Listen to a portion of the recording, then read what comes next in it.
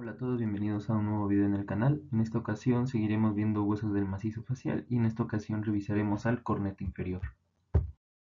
Bien, ¿qué podemos decir a manera de introducción del cornete inferior? Bueno, en primer lugar es un hueso par, hay uno derecho y uno izquierdo. Es un hueso asimétrico, es un hueso independiente que se está articulando en la cavidad nasal. Por lo tanto, tenemos que estudiar este hueso desde la cavidad nasal porque también ahí están sus principales relaciones.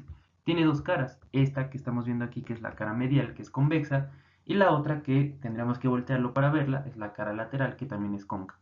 Consta de tres partes, que son su cabeza, su cuerpo y su cola. Consta de tres apófisis que nacen del borde superior y esta junto con la pared lateral de las cavidades nasales está formando un espacio que se llama meato inferior donde drena el conducto nasolagrimal. Bien, el cornete inferior abarca casi la totalidad de la longitud de la cavidad nasal, por lo cual lo podemos ver relacionado con sus dos extremos, el anterior que es el orificio piriforme y el posterior que son las coanas. Consta de tres partes, al hueso se le describe una forma ovoide con dos extremos, uno anterior más grueso y uno posterior más delgado. El anterior se conoce como cabeza y está en relación con la entrada de las fosas nasales. La posterior, que es la cola y más delgada, se relaciona con las coanas y la parte que queda en medio sería el cuerpo.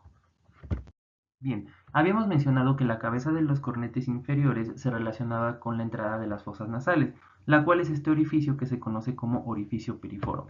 Marcamos a las cabezas de los cornetes inferiores y eso quiere decir que nosotros podemos ver a los cornetes desde el exterior del cráneo, es decir, en una vista como esta que se denomina norma frontal del cráneo. Hacemos un corte coronal que es en el que mejor podemos evaluar la disposición del cornete y es esta imagen de la derecha. Podemos ubicar a las órbitas, a los senos maxilares, las celdillas etmoidales, los senos frontales y en medio a las cavidades nasales. Tomamos como referencia la línea media que atraviesa por el septum y marcamos al cornete inferior en rojo. Habíamos dicho que consta de dos caras. Esta que se pinta de amarillo, que se conoce como cara medial o interna, es convexa y se denomina medial porque está más cerca del septum. La otra cara es esta que se pinta de azul y que se conoce como cara lateral o externa, es cóncava y se denomina así porque está más lejos, es decir, lateral, porque se aleja de la línea media que es el septo. Tenemos un borde superior que es por donde se está articulando hacia la pared lateral de las fosas nasales y por ello se le conoce también como borde articular o fijo. Y tiene otro borde que se pinta de morado y que se conoce como borde libre, ya que no se inserta con nada y se encuentra flotando en la cavidad nasal. Bien, veamos la cara medial o interna. Lo primero que vamos a distinguir en esta cara es este borde que se pinta de rojo y que se conoce como borde superior, que corresponde con el borde articular que fija al cornete a la pared lateral de las fosas nasales. Tenemos en amarillo al borde inferior que se corresponde con el borde libre. Ambos bordes se van a estar uniendo por su parte anterior en esta línea de azul que se conoce como extremo anterior y corresponde con la cabeza del cornete. Lo mismo va a pasar por la parte posterior, se unen por el extremo posterior que corresponde a la cola del cornete. Del borde superior vamos a encontrar el nacimiento de dos apófisis. La anterior se conoce como apófisis lagrimal y la posterior se conoce como apófisis etmoidal. Ambas se dirigen hacia adelante y hacia arriba. Como tal, en la cara medial vamos a encontrar una cresta que se conoce como cresta anteroposterior. Dijimos que esta cara es convexa y por lo tanto esta cresta anteroposterior me divide esta cara convexa en dos regiones. Una región superior que se dice que es lisa y una parte inferior que se dice que es rugosa. Bien, en la cara lateral o externa vamos a ubicar las mismas estructuras. Vamos a ubicar al borde superior, al borde inferior o libre, al extremo anterior que le corresponde a la cabeza, al extremo posterior que le corresponde a la cola del cornete. Y de su borde superior dijimos que en la parte anterior se desprendía hacia arriba en sentido superior y anterior esta lámina que se conoce como apófisis lagrimal. Y más posterior a ella se desprendía otra lámina delgada en dirección superior y anterior que es esta de amarillo y que se conoce como apófisis etmoidal. Hay una tercera apófisis que se desprende del borde superior pero esta va en sentido inferior y se dirige hacia los bordes inferiores del orificio del seno maxilar para cerrarlos por completo. Esta apófisis, que es la que se pinta de azul, se conoce como apófisis maxilar. Entre la cara lateral como tal del cornete y la apófisis maxilar queda una parte de lo que nosotros conocemos como el meato inferior. Quiere decir que estas dos partes están separadas y entre ellas discurre un espacio que forma parte del meato inferior. Bien, veamos lo que respecta a las apófisis lagrimal, maxilar y etmoidal. Aquí tenemos al maxilar superior en una vista medial y vamos a ubicarnos en su sector nasal. Aquí vamos a encontrar la articulación de 4 huesos muy importantes que forman la totalidad de la pared lateral de las fosas nasales. El primero que vamos a ver es el hueso lagrimal. Como lo vimos en el video de maxilar superior, este se articula en los bordes, tanto anterior como posterior, del surco lagrimal.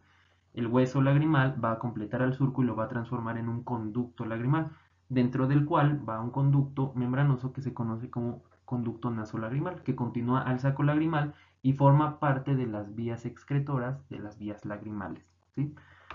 El hueso lagrimal no va a cubrir en su totalidad al surco, queda una parte, la parte más inferior, descubierta, por lo que inferimos que la apófisis lagrimal es la encargada de completar la parte más inferior del conducto lagrimal. Aquí tenemos a la fecha que nos indica que ahí pasa el conducto.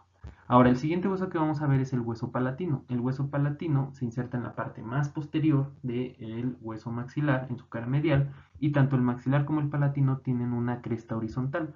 La cresta del maxilar se continúa con el borde inferior del hueso lagrimal, y aquí se marca en azul, y el hueso palatino por su parte también tiene su cresta horizontal. Ambas se conocen como crestas turbinales y son el sitio donde el cornete inferior va a tomar su articulación.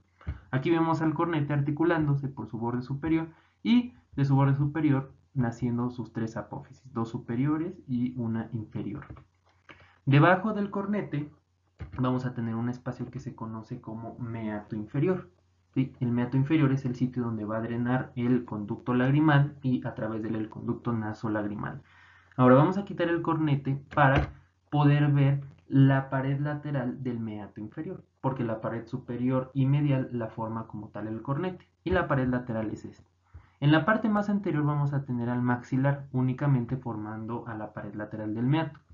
En la parte media vamos a tener a la apófisis maxilar, que es esta, y al maxilar, y en la parte más posterior vamos a tener a la lámina vertical del hueso palatino. Entonces, la apófisis maxilar va a nacer del borde superior y se va a dirigir a la parte inferior del hiato del seno maxilar para que se articule. Esta lámina va a cerrar en parte al hiato del seno maxilar, por lo que va a aparentar ser más pequeño cuando se articula el cornete. Y por último tenemos aquí a la apófisis etmoidal, que se va a articular con el hueso, con la apófisis unciforme del hueso etmoides, y eso lo veremos en un momento. Aquí tenemos al etmoides, ¿sí? Que se articula por detrás del lagrimal, del maxilar y por encima también del maxilar. Y del etmoides van a hacer una apófisis en forma de gancho en dirección posterior que se conoce como apófisis unciforme. La apófisis etmoidal del cornete se va a articular con la apófisis unciforme del hueso etmoides, ¿sí? Y también va a estar cerrando parte del hiato del seno maxilar. Lo va a dividir en 2 porciones, una anterior y una posterior. Si hacemos un corte coronal que atraviese por el etmoides, la apófisis etmoidal, la apófisis maxilar y como tal el maxilar, vamos a obtener un corte como el que habíamos visto anteriormente, ¿sí? En donde podemos distinguir a las celdillas etmoidales, que serían el corte como tal del cuerpo del etmoides. Tenemos a esto que se pinta de amarillo, que correspondería a la apófisis etmoidal. Y tenemos a la parte inferior, que correspondería a la apófisis maxilar articulada ya con esta parte del maxilar, por lo que se ve solamente un hueso. Aquí tenemos al cornete cortado, lo tenemos articulado y podemos ver en azul a la apófisis lagrimal, que termina de completar el conducto lagrimal para que drene. Aquí vemos el orificio de drenaje del conducto nasolagrimal y también vemos a la apófisis etmoidal, la cual se está articulando con esta apófisis en forma de gancho que viene del etmoides y que se conoce como apófisis unciforme. Aquí no vemos a la apófisis maxilar porque tendríamos que quitar al cornete como en esta imagen, pero sabemos que cierra en la parte inferior al hiato del seno maxilar. Y bueno, eso sería todo por el video de hoy. Espero les haya gustado y les sirva mucho. Si tienen dudas pueden dejar en los comentarios. Por lo mientras yo me despido. Hasta la próxima. Chao.